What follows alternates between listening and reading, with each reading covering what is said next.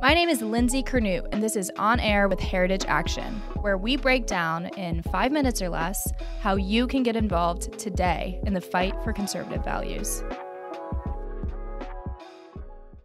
Hello, welcome back to part 2 of Chuck Schumer's plan to keep Democrats in power. In part 1, we talked about Majority Leader Chuck Schumer's renewed plan to forever undermine our elections. So pop over to that last episode if you haven't already for more on the anti-voter agenda that Schumer is trying to pass.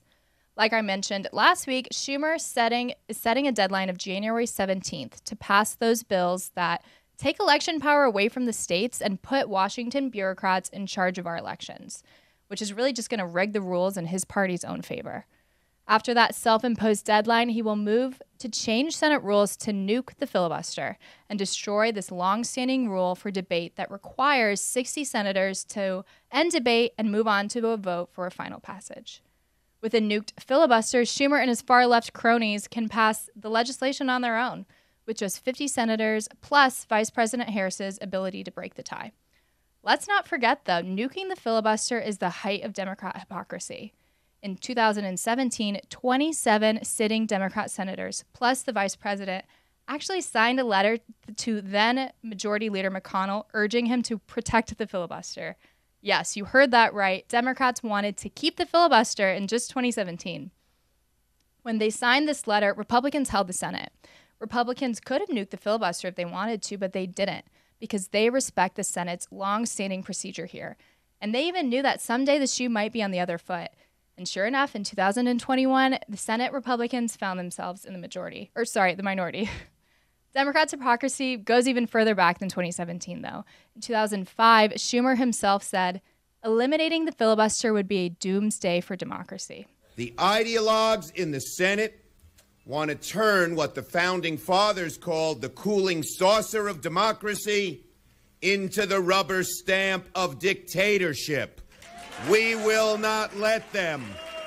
They want, because they can't get their way on every judge, to change the rules in midstream, to wash away 200 years of history. They want to make this country into a banana republic, where if you don't get your way, you change the rules. Are we going to let them? No! It'll be a doomsday for democracy if we do.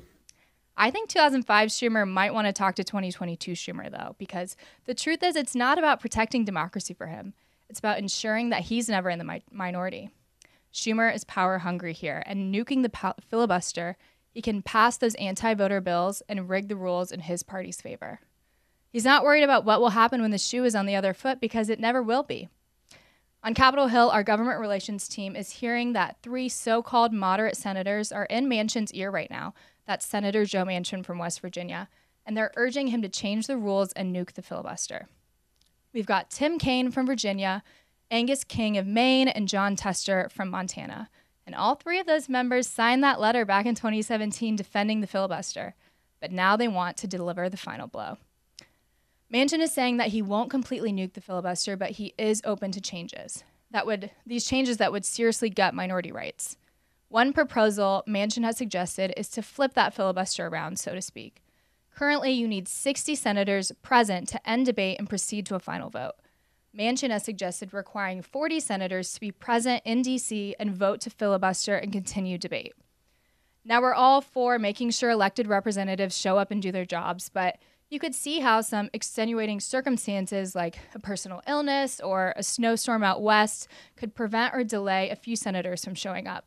So Schumer could use that kind of opportunity to end debate and pass a whole host of election-related bills that are in his party's favor.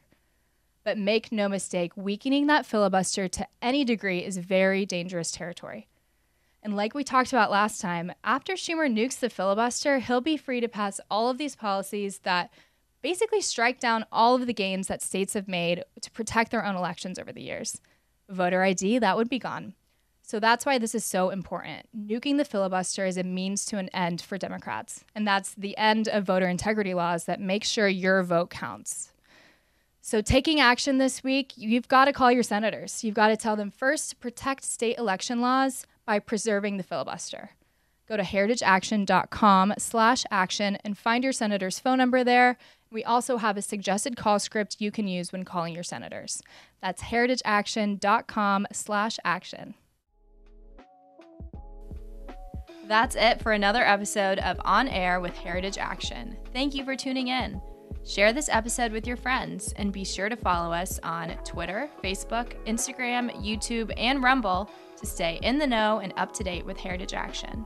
And one last thing, if you'd like to get updates on the podcast sent straight to your phone, text podcast to 51776. That's podcast to 51776.